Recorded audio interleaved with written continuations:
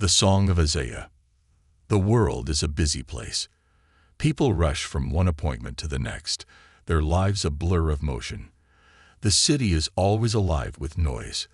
The hum of cars, the clicking of heels on pavement, the murmur of voices caught in the wind. Among all this, few ever pause long enough to hear the soft melodies that float in the air, carried by voices too pure for the chaos around them. Isaiah stood at the corner of a bustling street, his little toy microphone clasped tightly in his hand.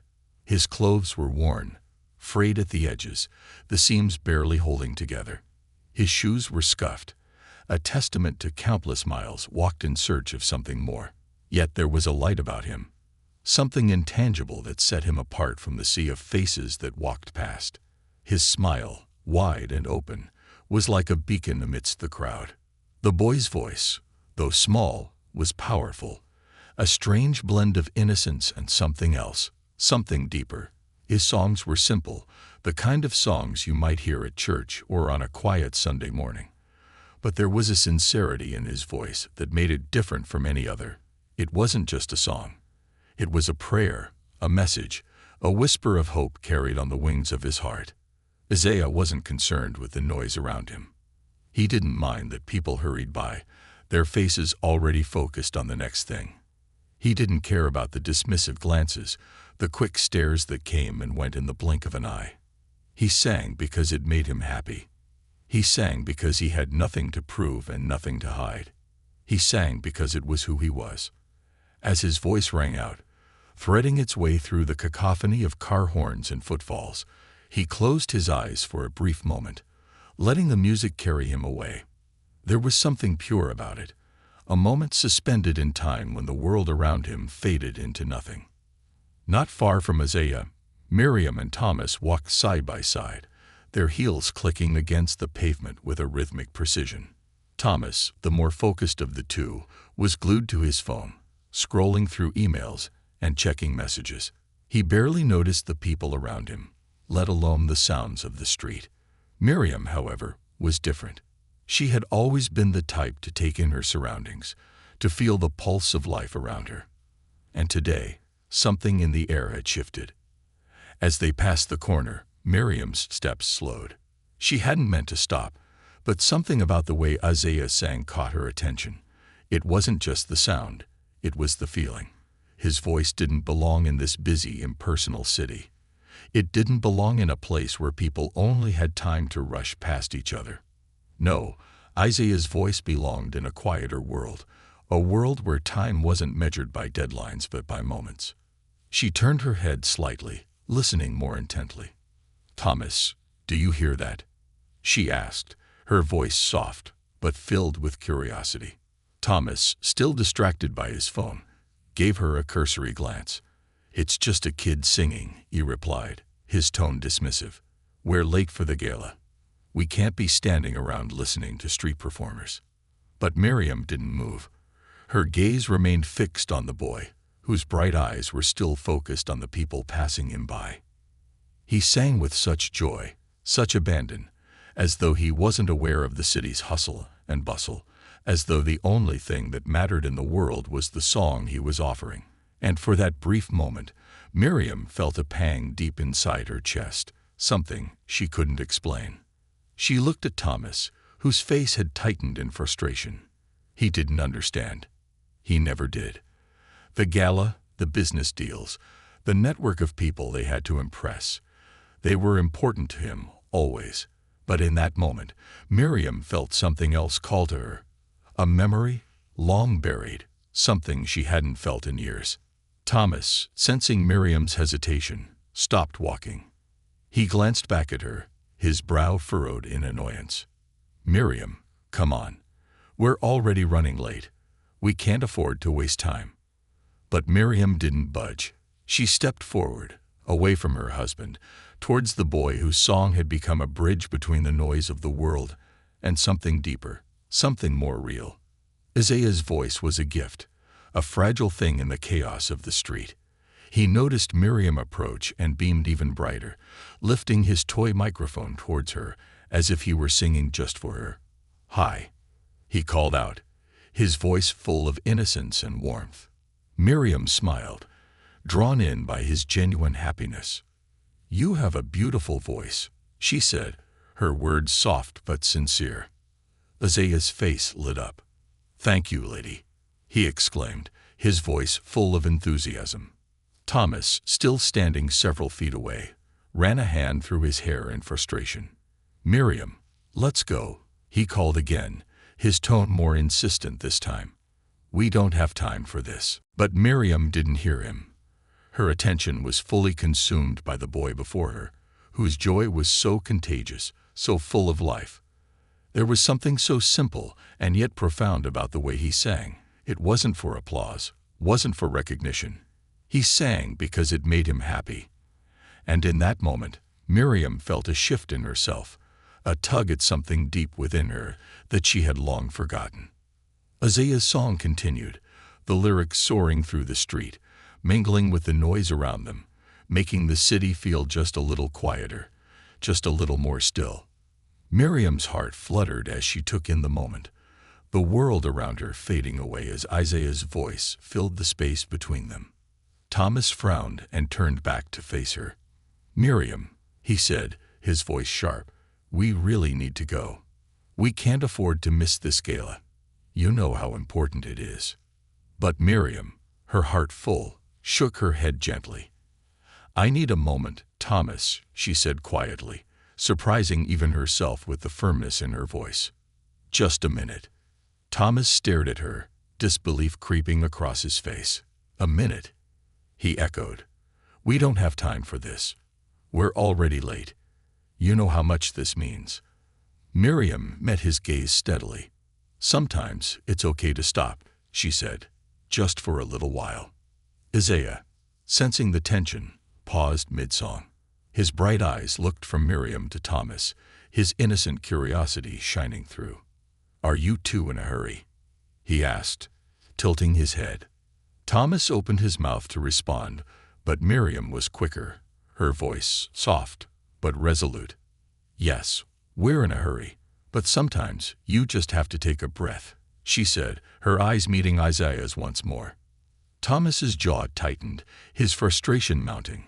"A breath," he muttered, more to himself than to her. "We don't have time for breaths, Miriam. We have responsibilities, a future to secure. You don't get that, do you?" Miriam, undeterred, stood her ground. "Our future can wait," she said, her voice steady now. "But this moment, it matters."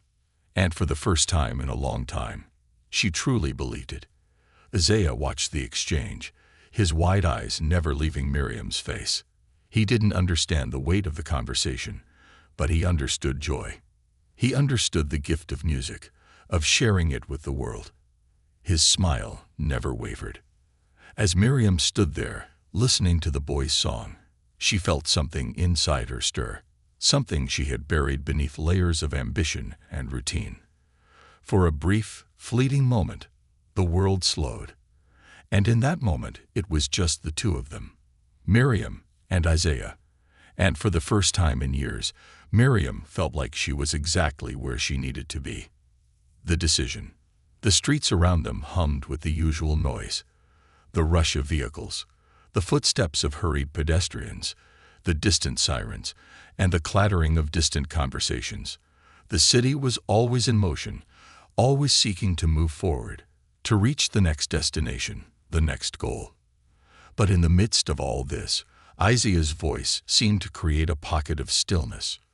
Miriam stood frozen, her eyes fixed on the boy as his voice filled the space between them.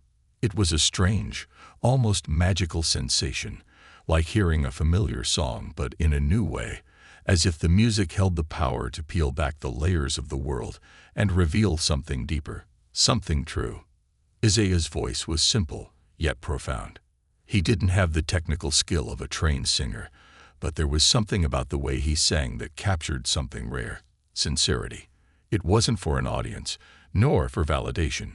It was for the joy of it. Miriam hadn't realized how much she missed that kind of joy, the kind of joy that came without expectations, without the weight of achievement. For a brief moment, she forgot about the gala, the business deals, the endless chase for more. All of it seemed distant, irrelevant even. Here, in the middle of a busy intersection, there was something that mattered more than anything else. A boy with Down syndrome, standing on a corner, singing his heart out. And for that moment, Miriam couldn't help but wonder if maybe that was the point. Maybe this was the thing that had always mattered and had somehow gotten lost in the noise of her life. Thomas's voice snapped her back to the present, sharp and full of frustration. "Miriam, we're going to be late." His words were a jarring contrast to the soft, lilting melody that still hung in the air. Miriam looked over at him, his impatience written all over his face, his brow furrowed, his jaw clenched. She could feel the tension rising in her chest. But it wasn't just his words that unsettled her. It was the sense that, even after all these years together, Thomas still didn't understand. He didn't understand why she was still standing there, didn't understand why this moment felt important, why a boy singing on a street corner could stop time and make everything else fade away. Miriam had always admired Thomas's ambition, his drive. He was a man who knew what he wanted and went after it relentlessly. He thrived in the world of deadlines, contracts, and the high-stakes world of business. But that was also where the distance between them had started to grow. Miriam had long since come to terms with the fact that Thomas's world wasn't hers, and her world wasn't his. They had built a life together, yes, but the connection between them had become more like a series of agreements, a shared routine, rather than an emotional bond. Her eyes drifted back to Isaiah, who was still singing, his small form radiating an energy that was unbothered by the city's chaos. His joy was contagious, and Miriam felt something inside her stir, something that had long been buried under years of carefully curated priorities and carefully planned futures. "You don't get it, do you?" Miriam said quietly, the words slipping out before she could stop them. Thomas shot her a confused glance. "Get what?" Miriam's throat tightened as she tried to find the words, trying to make him understand. "It's not just about the song," she said softly. "It's not just about the kid on the street corner. It's about everything. About the things we've forgotten. The things we've stopped paying attention to." Thomas's face tightened. "We don't have time for distractions, Miriam. You know how important this gala is, how important this deal is. This is our future." He gestured to the bustling street around them, as if trying to remind her of what truly mattered. This is what we've worked for." Miriam nodded, feeling the weight of his words, the pressure of his expectations. She understood. She understood more than he realized. But there was something else she had to understand, something that had been slowly gnawing at her, a feeling that had been quietly growing over the past few months. The truth was, she was exhausted. Exhausted from living for everyone else's definition of success. Exhausted from chasing after goals that never seemed to bring her peace. And in that moment, standing there with Isaiah's voice cutting through the noise, Miriam realized something profound. She didn't want that life anymore. Not in the way Thomas saw it, not in the way it had been mapped out for her. She wanted to live for the things that really mattered. The moments of pure connection, the joy in simple things, the small, beautiful details that made life meaningful. She wanted to live for a life where time wasn't always a currency to be spent on the next big thing. Isaiah paused in his song, his eyes scanning Miriam and Thomas, as if sensing the weight of the conversation between them. His innocent gaze met Miriam's, and for a split second, she saw something in his eyes that was both vulnerable and wise beyond his years. It was as if Isaiah could see right into her soul, as if he knew that she was standing at a crossroads. "Are you two going somewhere?" Isaiah asked innocently, his voice breaking through the tension that had begun to build between Miriam and Thomas. Miriam blinked, taken aback by the question. It was simple, but it hit her hard. She hadn't thought about where she was going. Not in the way Isaiah meant. Thomas, on the other hand, let out a sigh and took a few steps back, checking his watch again, clearly eager to move on. "Yeah," Thomas muttered, "we have an event to get to." Isaiah nodded, but his smile never faltered. He didn't seem to care about the time, or the event, or the importance of it all. He just wanted to share his song, to make the world a little brighter with his voice. His innocence was his strength, his shield against the weight of the world. And in that moment, Miriam couldn't help but wonder if she had lost that. The ability to just be, the ability to find joy in simple things, to look beyond the pressures of the world. Miriam felt a pang in her chest, a longing for something she hadn't realized she was missing until now. Isaiah's voice started up again, as if urging her to stop, to take a breath, to find herself once more. "Do you mind if I stay here for a moment?"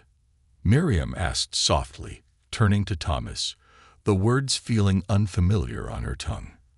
For a brief second, she hesitated, waiting for him to respond. She could see the frustration building in his eyes. But there was something else, something that had always been there, but had remained buried under the surface. Fear. Fear of losing her. Fear of letting go of the life they had built. Thomas's eyes narrowed, disbelief washing over his face. "Miriam, this is ridiculous," he said, his voice tight. "We can't afford to miss this opportunity. We're already late." Miriam took a deep breath, her heart pounding in her chest. "I know," she said quietly, "but I need this." The words felt foreign, but at the same time, they felt right. She needed to be here. She needed to feel something real again. Thomas's face hardened, and without another word, he turned on his heel and began to walk away. His footsteps echoed in the space between them, but Miriam couldn't bring herself to follow. She stood there, watching him leave, a strange mixture of sadness and relief flooding her chest. Isaiah had stopped singing and was watching them both with wide eyes, his face full of curiosity. "Is he mad?" he asked, his voice soft but genuine. Miriam smiled, wiping away the tear that had slipped down her cheek. "Yeah," she said, her voice quiet. "But that's okay. He'll be fine." Isaiah nodded, as if understanding more than she expected. Then he smiled, lifting his toy microphone once more. "Want me to sing more?" Miriam's heart swelled at the offer. "Yes," she whispered, "I'd like that very much." And as Isaiah began to sing again, his voice clear and bright, Miriam stood there, feeling a sense of peace she hadn't known in years. The noise of the city faded away, and for the first time in a long time, she felt truly present, as if this moment, the song, the boy, the stillness, was exactly where she was meant to be. The silence between. As Isaiah's voice continued to echo through the city streets, the world around Miriam seemed to dim, like someone had slowly turned down the volume of everything else. The honking of cars, the chatter of pedestrians, the rumbling engines of distant buses, everything faded into a blur. All that remained was the soft, almost sacred quality of the boy's song, his words spilling into the air with the purest joy. Miriam stood still, her hands clasped tightly in front of her, as she listened, unable to move. She had always prided herself on being the kind of person who could make quick decisions, who could stay focused even when the world seemed to be spinning out of control. But now, for the first time in a long time, she felt a strange calm settle over her. Isaiah's song had unlocked something inside her that she hadn't even realized was locked away. A piece of herself she'd buried under layers of responsibilities, deadlines, and expectations. It wasn't just the melody that drew her in. It was the way Isaiah sang, with a kind of reckless abandon. As if the world could see him or not, he didn't care. He sang because he loved it, because it made him happy. His voice, though small, carried a weight that Miriam couldn't quite explain. It was as though he were singing for more than just the passers-by, more than just for the brief moment of attention he could capture on the street corner. It was as though his song was a bridge to something larger, something deeper. Miriam found herself blinking back tears as she stood there, watching Isaiah pour everything he had into that simple, joyful song. He didn't know how to act for an audience. He didn't know how to bend his voice in the way that was considered perfect by professional standards. What he had was something more, an authentic, unfiltered expression of who he was, and in that, he was truly free. Her chest tightened and her throat constricted. She had forgotten what it felt like to be free, to be so connected to something simple, something real. Life had become a series of meetings, a list of expectations. It had become a game of moving from one thing to the next, striving for more, for better, for bigger. And somewhere along the way, in that quest for better, she had lost touch with the part of her that could find happiness in moments like this. Moments that didn't come with a price tag or a deadline. Miriam felt a stirring deep inside her, an ache, not from sadness, but from something unfamiliar, a longing for something real, something uncalculated, something that didn't require her to prove herself, to achieve or succeed or impress. Isaiah finished one song and immediately launched into another, his eyes catching hers, a wide grin stretching across his face. "Do you like it, lady?" he asked with the purest sincerity. Miriam swallowed, caught off guard by the sudden attention. "I love it, Isaiah," she whispered, her voice catching in her throat. "You have a beautiful voice." Isaiah beamed, and his face glowed with such pride that it made Miriam's heart swell. It was a pure, unadulterated joy, joy that was contagious, joy that seemed to defy the harsh realities of the world surrounding them. The city, with all its noise and haste, seemed to recede into the background as Isaiah continued to sing, a boy with a dream and a microphone made of plastic, singing with everything he had. She wasn't sure how much time passed, but eventually, the music came to a natural pause. Isaiah lowered his toy microphone and looked at Miriam expectantly. The moment felt suspended in time, like the brief quiet between two waves of the ocean. "I'm glad you like my songs," Isaiah said, his voice soft but proud. His innocent face, illuminated by the afternoon sun, was filled with a kind of knowingness that belied his age. It was as if he understood the power of connection in ways many adults did not. "I do," Miriam replied, her voice steady now, though a tear had escaped down her cheek. She wiped it away quickly, embarrassed by her own vulnerability, but she didn't feel the need to hide it. "You sing with so much heart. It's amazing." Isaiah grinned even wider. "I sing 'cause it makes people happy. I just want everyone to smile." Miriam's heart swelled with emotion. She thought of how often she had been caught up in the pursuit of things that didn't bring her happiness, things that didn't matter in the grand scheme of life. She realized that her whole life had been spent chasing after something, a goal, a dream, a future that had distracted her from living in the present, from finding joy in the small, unimportant moments. As she stood there, watching Isaiah's eyes light up with excitement, something inside her shifted. She couldn't help but wonder, what if it wasn't all about the big events, the high-profile meetings, or the extravagant goals? What if, instead, it was about finding happiness in the little things? What if the secret to a fulfilled life was living for the present, for the joy that comes from simple acts like singing on a street corner, just for the love of it? A shift in the atmosphere caused Miriam to glance up, and she saw Thomas a few paces away, watching her with an expression that was a mixture of frustration and disbelief. Miriam's heart sank, but she didn't look away.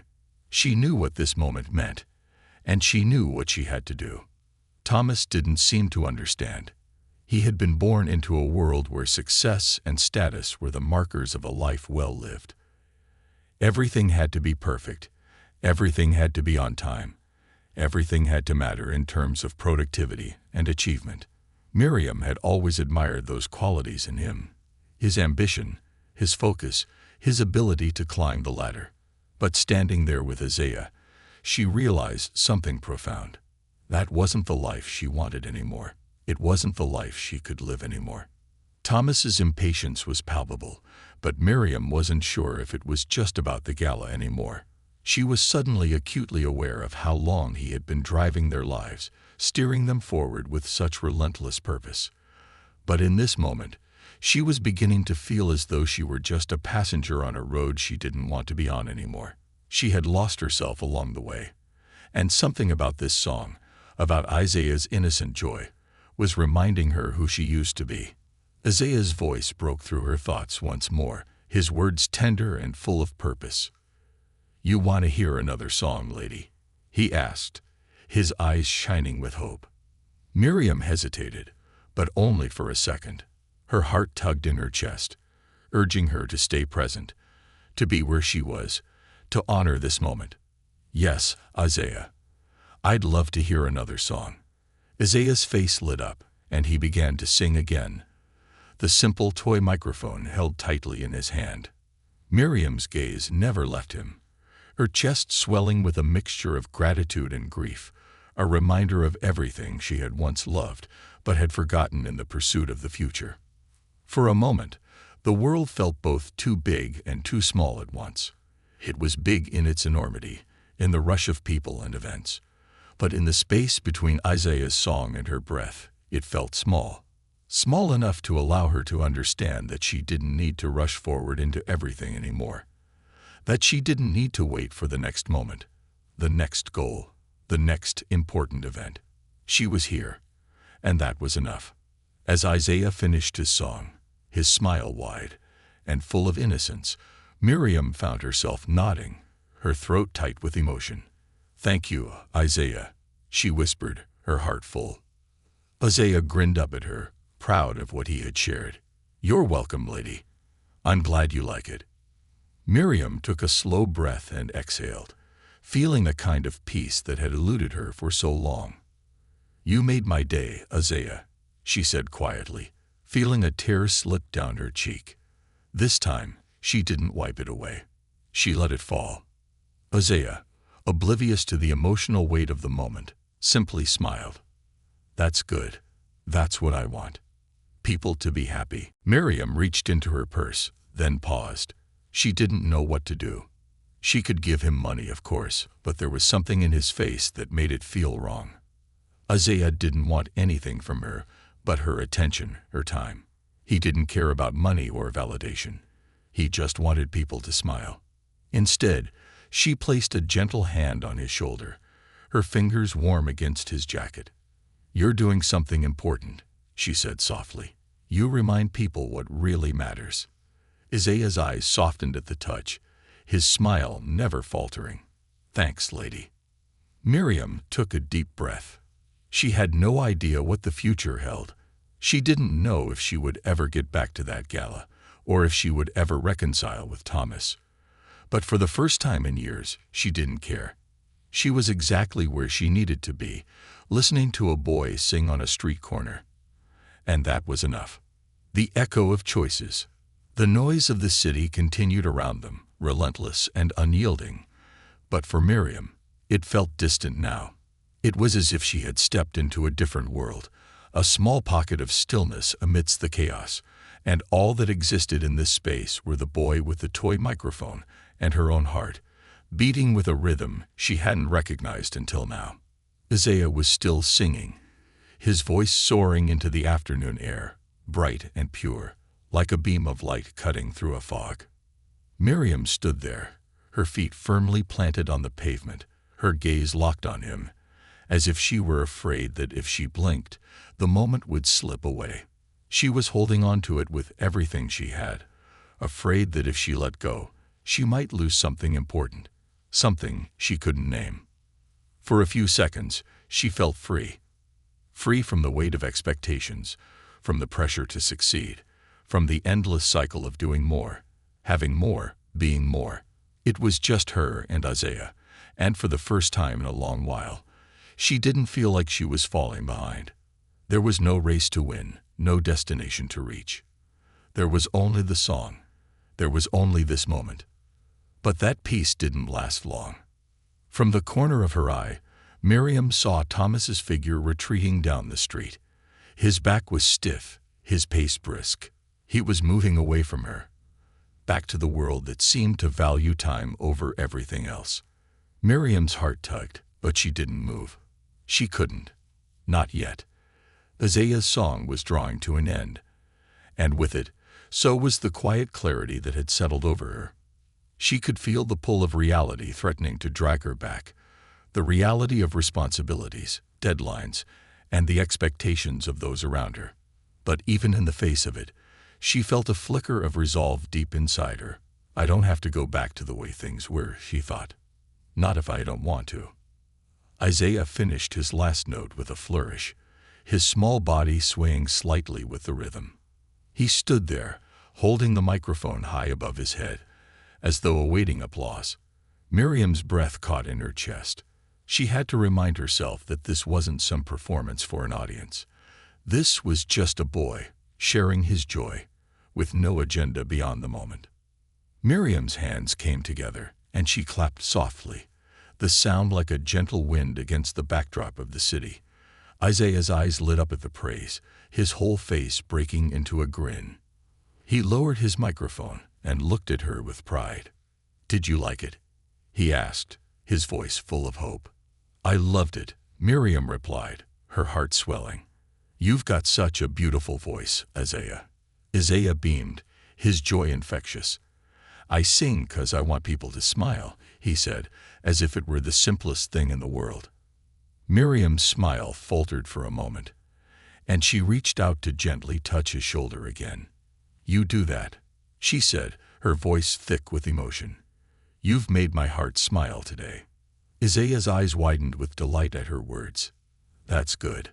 That's the best part about singing, lady," he said, looking up at her with the kind of wisdom that didn't fit his age. "Making people happy." For a long moment, Miriam didn't say anything.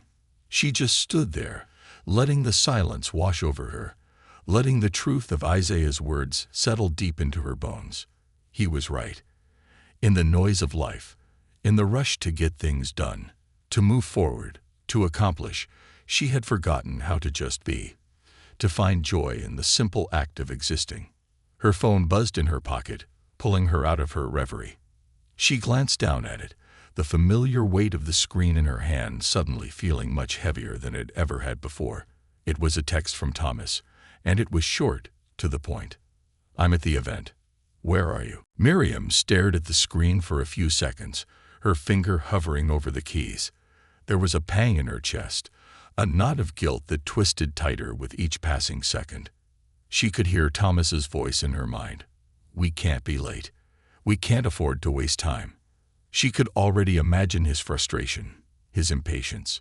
He wouldn't understand why she was still standing here, listening to a street singer instead of keeping her focus on what truly mattered. The gala, the deals, the future. But did it matter? Miriam took a deep breath, feeling the weight of the decision that hung in the air, almost palpable. She glanced at Isaiah, who was watching her with his wide, curious eyes. His face was filled with an innocent expectancy, as though he were waiting for her approval, for her to decide what came next. He didn't know the weight of the world that Miriam carried with her every day, the constant pressure to keep moving, to keep achieving. But in a way he did. He was a reminder, standing before her, that sometimes the greatest achievements didn't come in the form of a sealed business deal or a prestigious invitation to an exclusive event.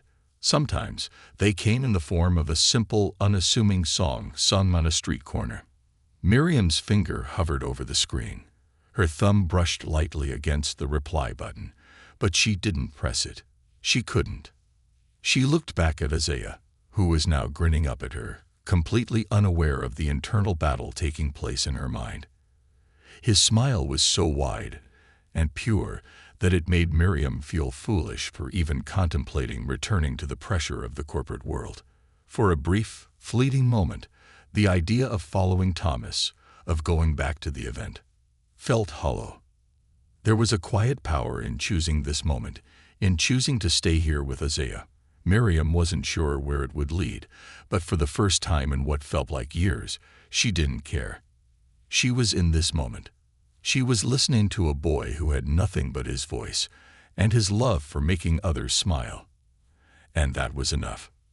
Miriam looked back down at the message on her phone, and with a decisive motion, she put the phone back in her pocket.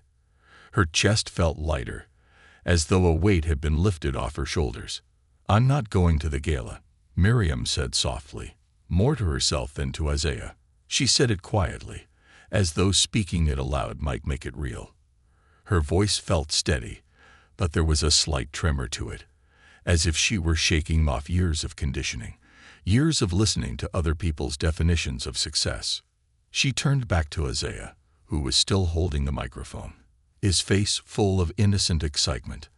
"I think I'm exactly where I need to be right now." Isaiah beamed, and without missing a beat, he began to sing again. His voice rang out, bright and full of life, filling the street corner once more.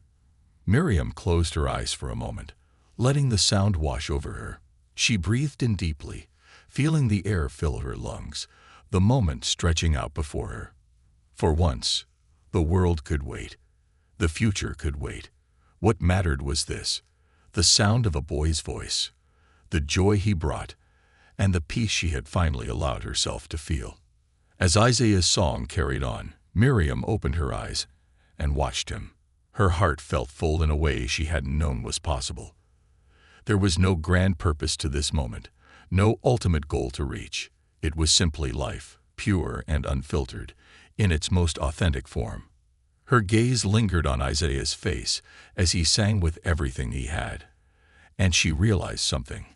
I don't have to be perfect. I don't have to be everything for everyone. In this moment, she was allowed to be herself, to breathe, to just be.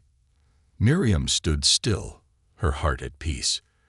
Thomas, the gala, the future, all of it was secondary now. This was real. This was enough. The weight of regret and the spark of change. As Isaiah's song filled the air, the cacophony of the city seemed to fade into the background. Miriam stood there, listening intently, her heart no longer racing. She could feel the cool breeze against her skin, the hum of distant conversations and car engines, but none of it reached her, not in the way it had before. The world felt softer now, like it had shifted into a space where everything that had once mattered so much now seemed distant, trivial. But that sense of peace was fleeting. As Isaiah finished another verse and took a deep breath, his small body vibrating with excitement, Miriam's mind flickered back to Thomas. She could still see him walking away, his back stiff with frustration. His face had been a mix of disbelief and irritation when she had told him she was staying, and though she had tried to push it out of her mind, the reality of their situation began to creep in. Miriam felt a pang of guilt. She hadn't just missed the gala. She had missed him. She had watched him walk away, but a part of her hadn't wanted to see it. A part of her had known that Thomas wasn't just upset about the gala, about being late. No, it was deeper than that. It always was with Thomas. This wasn't just about an event. It was about the direction their lives had taken, the choices they had made, and the growing distance between them. The business, the ambition, the drive. It had all consumed them both, but for Thomas it had consumed more. He had been consumed by the idea of success, the idea of what it meant to win, to achieve. Miriam knew that Thomas had always struggled with anything that felt like an interruption to the plan, to the trajectory they had mapped out. She could already imagine the conversations that would follow when she returned home. The questioning, the disappointment in his eyes, the way he would wonder aloud why she couldn't understand how important their future was. She would have to explain, again, why the gala, the deal, the endless striving. They no longer held the same meaning to her. She exhaled slowly, pushing the thought away. It wasn't time for that yet. Isaiah, still standing before her, was oblivious to the tension swirling in her chest. He had finished his song and was looking up at her, his smile radiating joy. "Did you like it?" he asked again, as if the question were a ritual he had to repeat every time he sang. Miriam smiled softly, nodding. "I did, Isaiah. You're amazing." Isaiah nodded sagely, clearly pleased. "I want to make more people smile," he said, his voice filled with such sincerity that it made Miriam's heart swell again. He was speaking the truth, no pretense, no agenda, just the desire to bring joy to others. It was so simple, so pure. How had she, at her age, lost sight of that? How had she become so caught up in the noise and the expectations? Miriam crouched down to his level, her knees creaking as she bent. She looked him in the eye, searching for a flicker of understanding. "Isaiah, where did you learn to sing like that?" Isaiah tilted his head, his brow furrowed in thought for a moment. "I just started singing, lady. I like to sing, so I do it. Sometimes I sing at home with my mama. She likes it."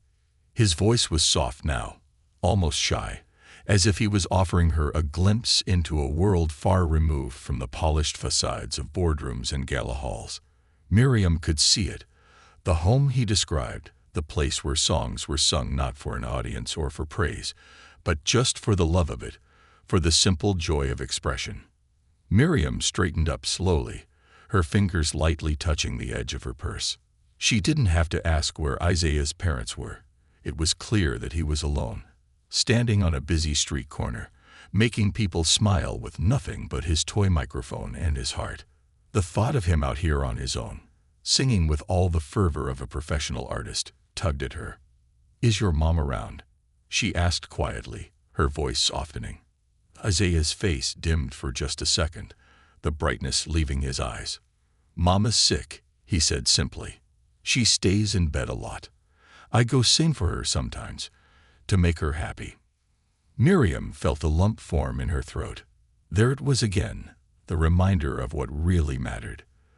The reminder that sometimes the simplest things in life, the things that had no monetary value, were the most precious. She could feel the heaviness in Isaiah's words, a weight that was as invisible as the joy he carried in his voice, and for the first time in ages, Miriam realized how far removed her life had become from that kind of raw, unfiltered love. As she stood there, contemplating the contrast between Isaiah's world and hers, a new realization began to creep in, one that made her heart heavy and light at the same time. The life she and Thomas had built, the house, the business, the wealth, it had all been based on a premise that no longer fit her. It was like trying to wear an outfit that no longer fit, no longer flattered, but that she had kept wearing out of habit. She had once believed that accumulating things and status would bring her happiness. But now, in the presence of this boy, with nothing but his voice and his love for singing, she felt the gaping hole inside of her fill with something else. Something she hadn't realized she was missing until now. And that something was simple. It was connection. It was joy, untainted by the demands of the world. It was the ability to stop, to breathe, and to just be. Miriam had been chasing after an image of happiness, but in the end, it had always been something she could never quite catch. Today, standing with Isaiah, she realized that happiness wasn't something to chase. It was something to be present for, something that existed in the little moments of life. "I've been so busy," Miriam said aloud, almost to herself. "I've been chasing after something I thought would make me happy, but I've lost sight of the things that actually matter." Isaiah smiled, as if he understood. "That happens sometimes, but you can always stop and start over. That's what I do. I just keep singing." Miriam laughed, the sound light and unburdened. "You're right," she said, and this time it felt like she meant it. "I think I need to start singing again, too." For the first time in a long time, Miriam felt a glimmer of hope, a small spark, like a tiny flame beginning to flicker, burning away the heaviness in her heart. She was beginning to understand. It wasn't too late. It had never been too late. And that spark was enough. Just as she was about to speak, to ask Isaiah where he lived, or if he needed help, something caught her attention. Movement from across the street. A familiar figure had reappeared. Thomas. Miriam's heart skipped a beat. There he was, striding toward her with purpose, but this time, he didn't look angry. He didn't look like he was about to reprimand her. Instead, there was something softer about his approach, something uncertain. As he came closer, she could see the tension in his face had softened just slightly, as though he, too, had been through his own internal battle. When he reached her, he stopped and took a deep breath. There was a long pause before he spoke, his voice quieter than usual.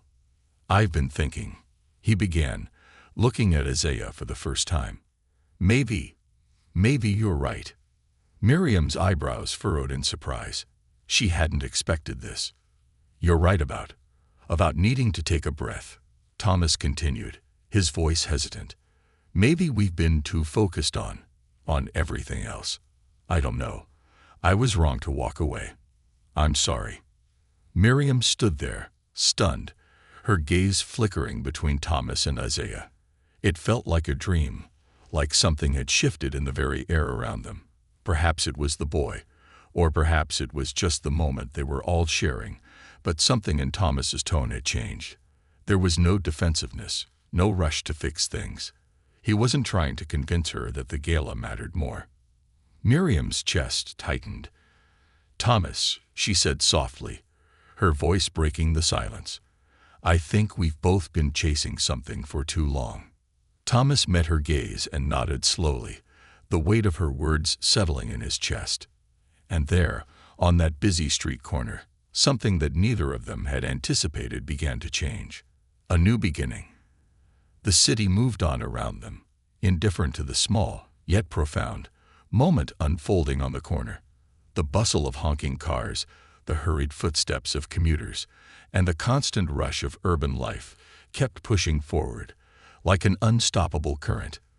But for Miriam, Thomas, and Isaiah, time seemed to stretch. It felt like they were standing outside of it, in a place where the noise couldn't touch them. And for the first time in years, they were truly present. Isaiah, sensing the shift in the air, beamed his trademark smile, a flash of brightness in the gray cityscape. His toy microphone still clutched tightly in his hands, he shifted from one foot to the other, as if ready to sing another song. Miriam looked at him, her heart full, but this time her thoughts were not consumed by the past or the future, but by the moment, by the boy in front of her, who had unknowingly opened a door to something she had long forgotten. Thomas stood silently beside her now, his posture less rigid, his face softer.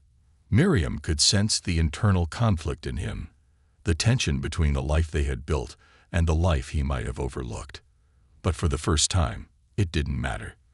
What mattered was this connection, this moment, this realization that there was more to life than what they had been pursuing. For a long while, no one spoke.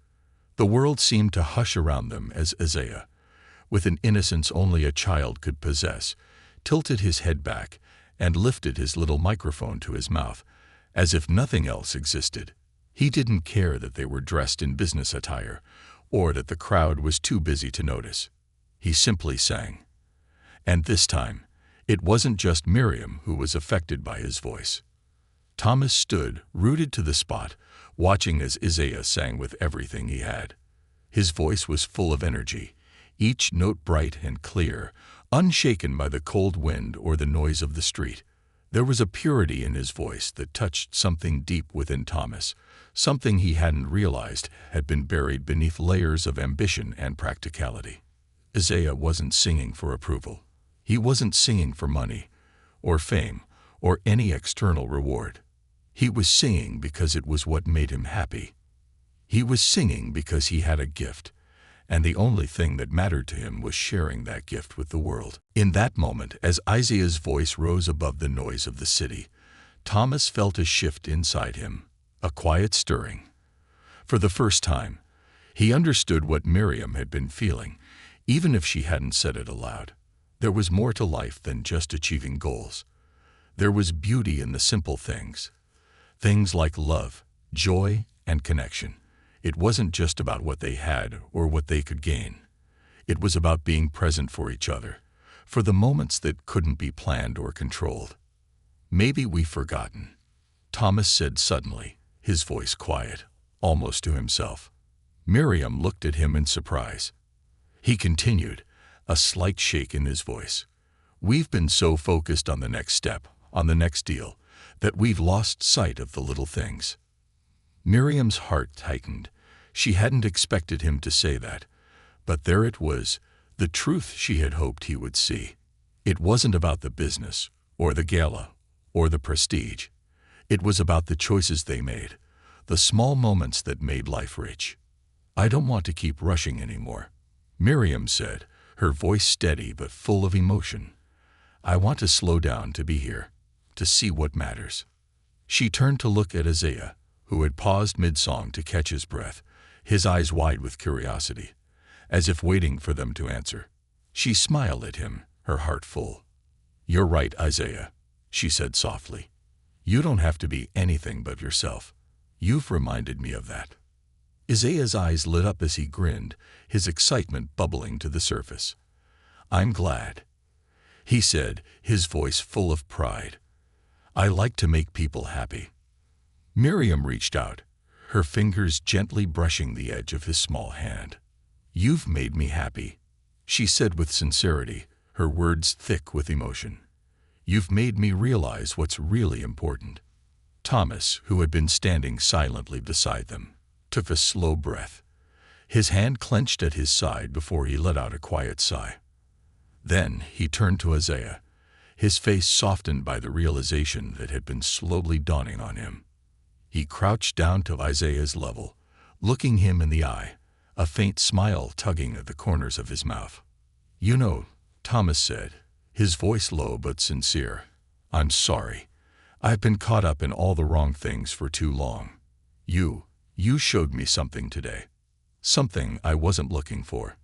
Isaiah, who had been watching him with a mixture of curiosity and amusement, nodded gravely. "That's okay, mister," he said, his voice brightening. "You can always change." Thomas laughed softly, a sound Miriam hadn't heard in years, one that felt lighter, freer. "Yeah, I guess you're right. It's never too late to change." And with that, something inside Miriam shifted again. For a moment, she felt a ripple of hope spread through her chest, a feeling she hadn't had in so long that it almost startled her. Maybe it wasn't too late. Maybe they could rebuild. Maybe they could reconnect, not just with each other, but with the world outside their bubble, the world that was full of people like Isaiah, who had everything they needed to be happy, and yet gave it freely to others. The tension that had existed between her and Thomas seemed to dissolve, replaced by a quiet understanding. No more rushing, no more clinging to the illusion that success could be measured in dollars or deals. It was about living in the present, about choosing to make each moment meaningful. And maybe, just maybe, it was about finding joy in the smallest things. "I'm sorry, too," Miriam said softly, her voice barely a whisper as she turned to Thomas. "For everything. I don't want to keep pretending that the things we've been chasing are enough. I've been pretending that they were, but they're not. I want more. I want something real." Thomas nodded, his gaze holding hers with newfound sincerity. "I've been pretending too," he confessed. "I thought if we had it all, everything we ever dreamed of, it would make us happy. But it didn't." "Maybe happiness isn't something we can buy," Miriam said with a slight smile. "Maybe it's something we have to choose." As they stood there, a deep silence settled between them, but it was a peaceful one. A silence that was no longer filled with unspoken arguments or regret. For the first time, Miriam felt as if she were standing on the edge of something new, something promising. She looked at Thomas, at Isaiah, and then back at the world around her.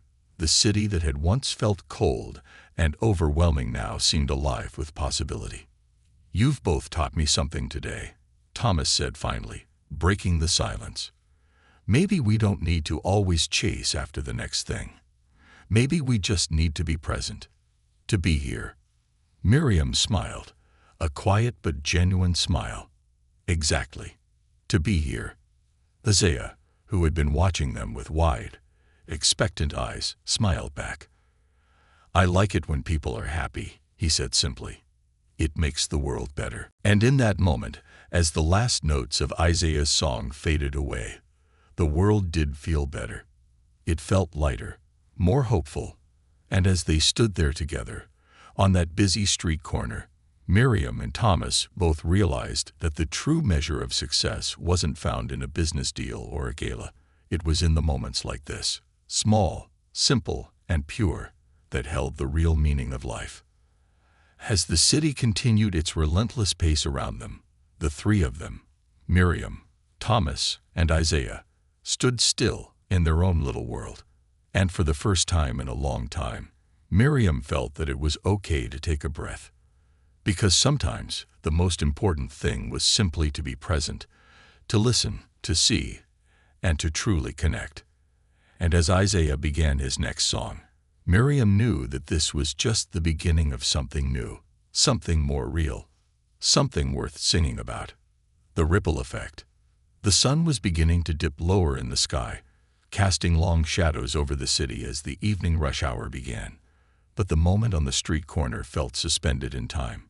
There in the midst of the bustling crowd, Miriam, Thomas, and Isaiah stood together, their lives quietly shifting. Isaiah's infectious joy filled the space between them, transforming the world around them. It wasn't loud or grand. It didn't need to be. It was a quiet transformation, but a powerful one nonetheless.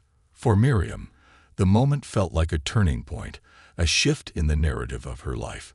She had spent so many years trying to build a future, one that was perfectly planned and meticulously curated, that she had neglected to live in the present.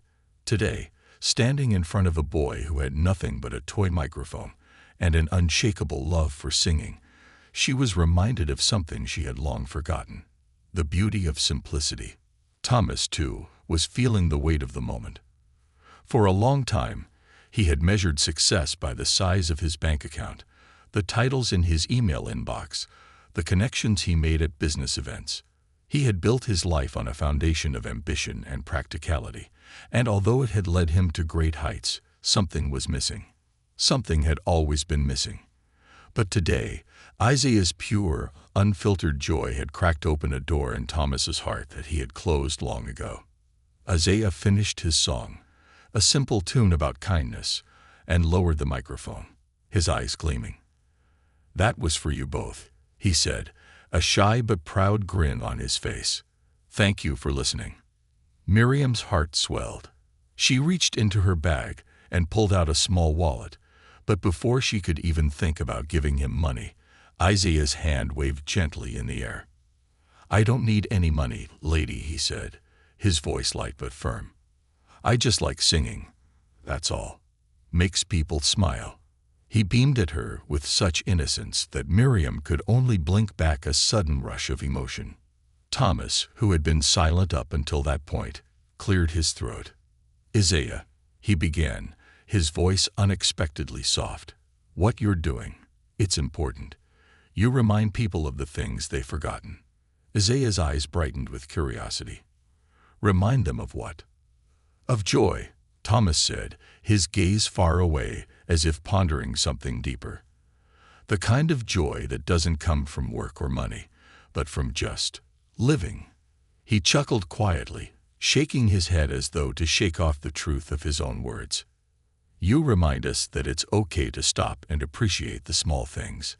Isaiah tilted his head, as if weighing Thomas's words, then smiled wide. "I like to think so," he replied cheerfully. "You're welcome." Miriam smiled, feeling the warmth of the boy's spirit seep into her bones, a warmth she didn't know she needed until now. She reached out again, this time resting a hand lightly on Isaiah's shoulder. "Thank you," she said, her voice quiet and sincere. "For today. You've made me remember something really important." Isaiah blinked, his expression softening. "What's that, lady?" "That life doesn't always need to be so serious. Sometimes it's enough to just be. Just be." She looked at Thomas, her eyes meeting his with a tenderness he hadn't seen in a long time. Sometimes we forget to live in the moment. We're too busy rushing forward. But the real moments, the ones that matter most, they happen when we stop. Thomas nodded slowly, still processing what had happened. The ache in his chest from the tension of earlier was beginning to ease. It wasn't just the change in Miriam. It was a change in himself, too. Standing there, looking at the boy who was still smiling and humming softly to himself, Thomas understood. For the first time, he felt a glimmer of what true contentment might be. It wasn't about reaching a certain financial goal or crossing off items from a list of accomplishments. It was about living fully in the moment, in the here and now. The evening air grew cooler as the last remnants of sunlight faded behind the buildings. Miriam and Thomas stood in quiet contemplation for a while, the energy of the moment still hanging in the air like a warm glow.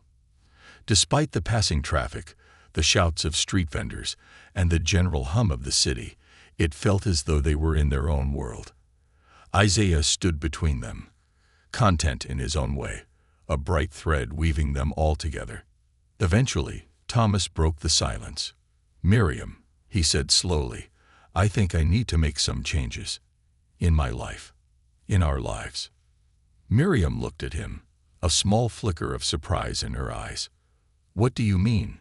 she asked, her voice soft but full of hope. "I've been so focused on the future," Thomas said, running a hand through his hair, "on what we could accomplish next. But I've forgotten what's important. I've been so busy trying to make it that I forgot to live it." Miriam's heart skipped a beat. This was the conversation she had been waiting for, the one she wasn't sure would ever come. She reached for his hand, squeezing it gently. "I've been doing the same thing," she admitted, her voice tight with emotion. "Chasing after something that felt important, but really wasn't." Isaiah, who had been quietly listening, piped up again. "I like the way you two are talking," he said earnestly, his voice small but wise beyond his years. "It's nice to hear people be honest with each other." Miriam chuckled, her heart lightening at the simple wisdom of the child before her. "Yes, Isaiah," she said softly. "It is." For the first time in a long while, Miriam felt a deep sense of relief. The weight of unspoken expectations had lifted, replaced by something much simpler: understanding. And as she stood there, surrounded by the bustle of the city, she realized something else. She had spent so much of her life worrying about what others expected of her, and about what she thought she needed to be. But in this moment, standing next to Thomas, listening to Isaiah's bright, unwavering voice, Miriam finally understood that the most important thing was to simply be true to herself. "Maybe we've been living backwards," Thomas mused quietly, his voice thoughtful. "We've been so focused on what we can achieve, we've forgotten what we already have." Miriam smiled up at him, her heart full. "Maybe we've been living too fast," she said, "trying to rush ahead to some future we think is waiting for us. But it's already here, in moments like these."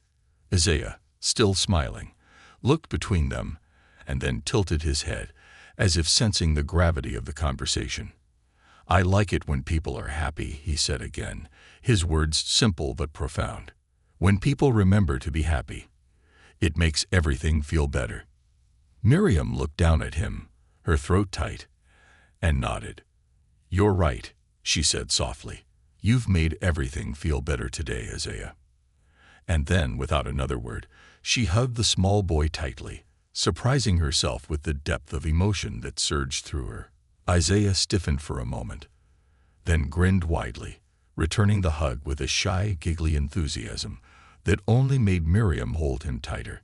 "Thank you," she whispered, pulling away just enough to look him in the eye. "Thank you for reminding me what really matters." Thomas, who had been watching them with a mixture of awe and gratitude, stepped forward and bent down to Isaiah's level. "And thank you, too," he said, his voice thick with sincerity. "You've changed something in us, something that we needed to change." Isaiah blinked up at him, his smile growing even wider. "I'm glad," he said, his voice soft but full of conviction. "I'm glad you stopped." And just like that, something had shifted. Miriam and Thomas weren't the same people they had been when they walked down that street just hours before.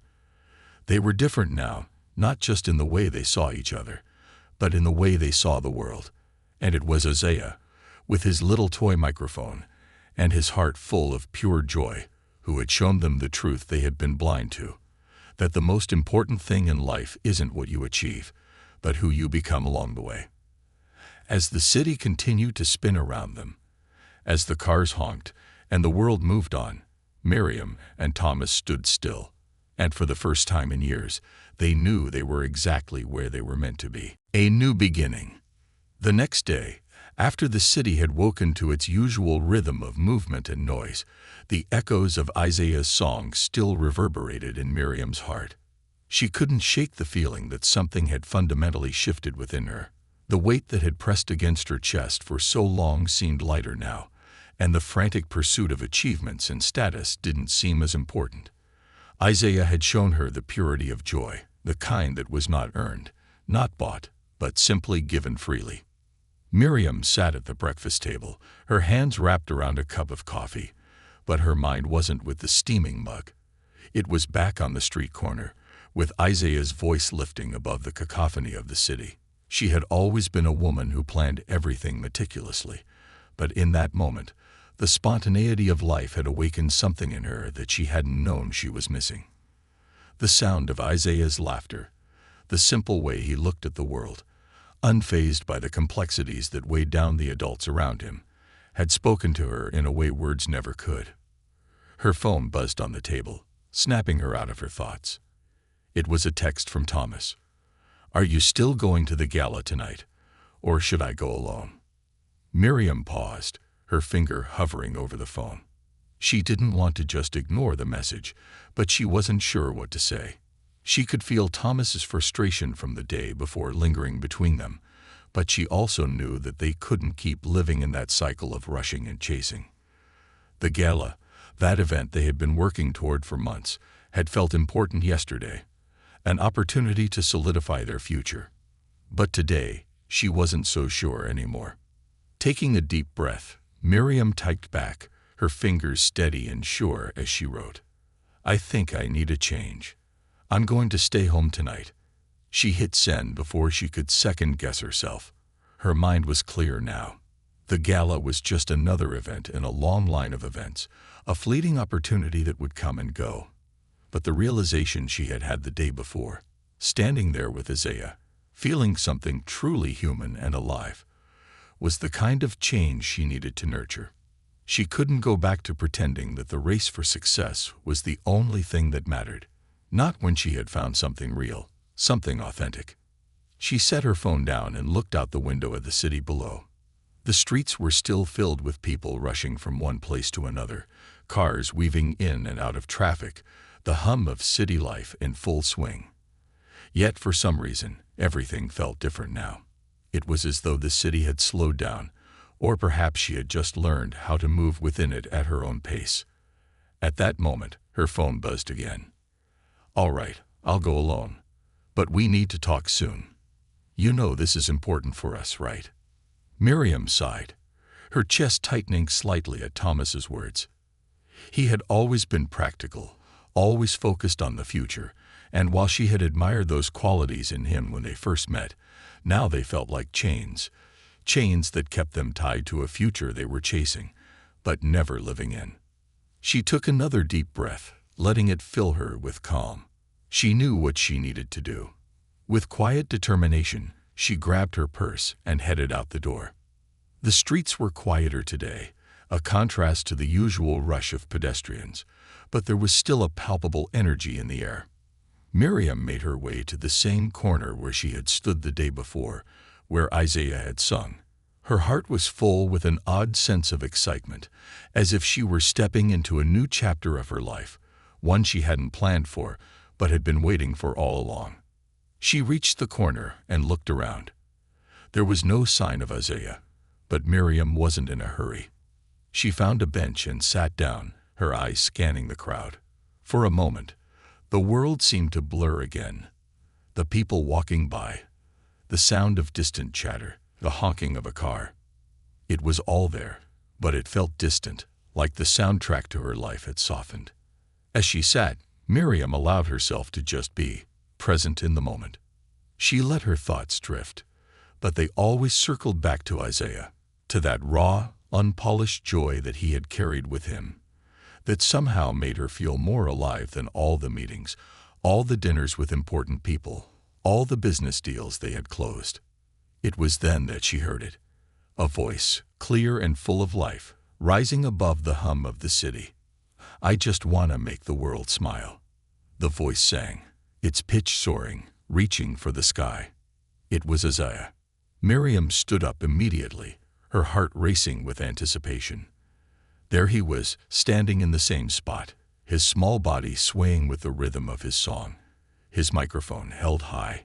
His smile was radiant, lighting up the world around him. Miriam approached slowly, her eyes never leaving him.